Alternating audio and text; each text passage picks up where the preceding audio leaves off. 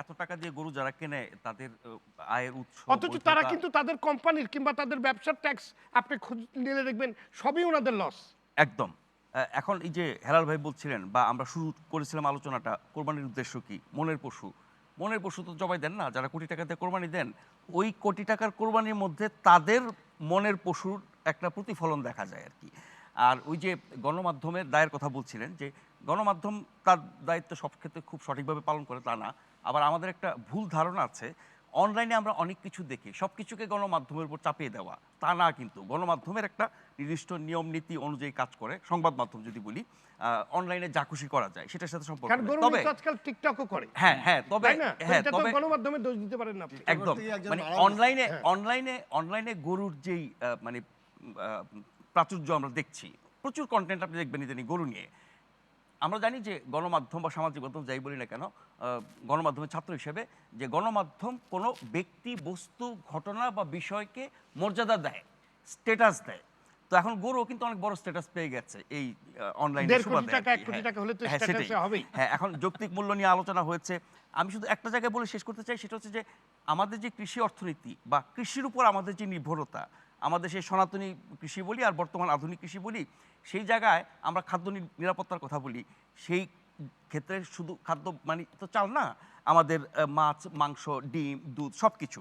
এখন এই জিনিসগুলোর যে দেশীয় চাহিদা, আমরা রপ্তানির কথা বলছি না, দেশীয় চাহিদা পূরণ করার মতো যথেষ্ট উৎপাদন আমরা করছি কিনা, সেটা মাংসের চাহিদা, ডিমের চাহিদা, দুধের চাহিদা সবকিছু।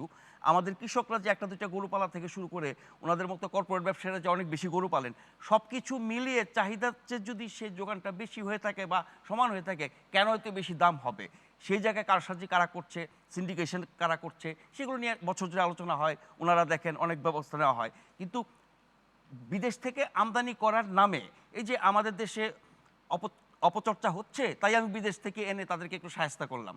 তার মানে হচ্ছে যে আপনি দেশি উৎপাদনের সাথে কিন্তু শুধুমাত্র যে আপনার দেশি চাহিদা পূরণ করা হচ্ছে তা না, এখানে কর্মসংস্থানের ব্যাপার আছে, অর্থনীতিতে অবদানের ব্যাপার আছে, জিডিপিতে অবদানের ব্যাপার আছে। সেই জায়গায় আমরা ভুলে যাই।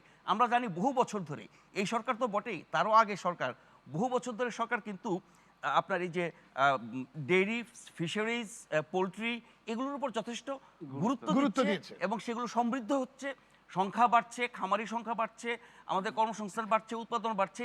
এই জায়গাটিতে যদি কোনো অপচর্চা হয় সেটা আপনি দূর করেন, তাই বলে এদেরকে ক্ষতিগ্রস্ত করে আপনি অবশ্যই আমদানি যদি করে অপচর্চা হয়, যদি অপচর্চা হয় সেগুলো দূর করতে হবে। সেটা দূর করতে হবে। কিন্তু এটাকে দমন করার জন্য আপনি ইন্ডিয়া থেকে গরু আনবেন, কাঠবডি গরু আনবেন, আমাদের খামারিরা গরুতে মার খাবে এবং চোরাচালান হয়ে আসবে, না, না, বৈধ আপনাকে ব্যালেন্স অবৈধভাবে করতে আসবে। হবে তো, আপনাকে তো ব্যালেন্সও করতে হবে। না, সেই ব্যালেন্স করার জন্য কিছু থেকে আমরা শুনলাম না, যখন গরুর বাজার খুব চড়া, এই খলিল কাহিনী থেকে শুরু করে অনেক কিছু হলো, হঠাৎ করে দাম 800 850 টাকা, কোথাও 1000 টাকা বিক্রি হয়েছে। সেই জায়গায় আমরা একটা আলোচনা শুনলাম যে ব্রাজিল থেকে যদি গরু আমদানি করা হয় সেটার দাম অনেক কম হবে, 500 টাকা নিচে হবে। ব্রাজিল থেকে কিন্তু মিট আমদানির কথাও বলা হচ্ছে, ওটা ফ্রোজেন ফ্রোজেন, মিটের কথা বলেছে। তো সেটাও থেমে গেছে, কার কারণে কি জানি না। এখন হচ্ছে কি, আপনি গরুর বাজার বলেন, কাঁচা বাজার বলেন, বা আমাদের শুকনা বাজার বলেন, জামা কাপড় থেকে শুরু করে যা কিছু বলেন, মানে যত ধরনের কনজাম্পশন হয় দেশে, এখানে যেই খারাপ মানে নীতিটা, সেটা হচ্ছে যে আমাদের যে উৎপাদনের সামর্থ্য, যেটা আপনি মাংস বলেন, সবজি বলেন, মাছ বলেন, আমাদের সামর্থ্যটাকে মার খাওয়ানো হচ্ছে ভারত থেকে আমদানি করে। এবং ধরেন আমরা জানি, আমার সংখ্যাটা মনে নাই, উনি বলতে পারবেন, আমাদের যে মাছের উৎপাদন বছরে চাহিদার চেয়ে বেশি, তারপরে ইন্ডিয়ান মাছ কেন আসে? বা যেই জিনিসগুলো আমাদের এখানে তৈরি হয়, উৎপাদিত হয়, সেগুলো কেন ইন্ডিয়া থেকে আসে?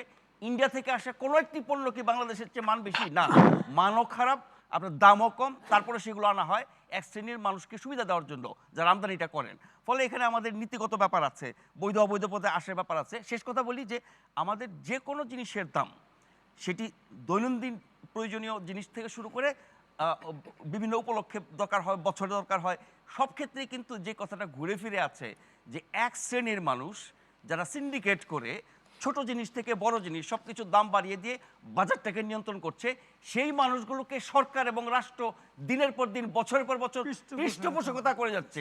ফলে তারা কেন ফুলে ফেপে এই যে মোটা তাজা গরু কেন হবে না?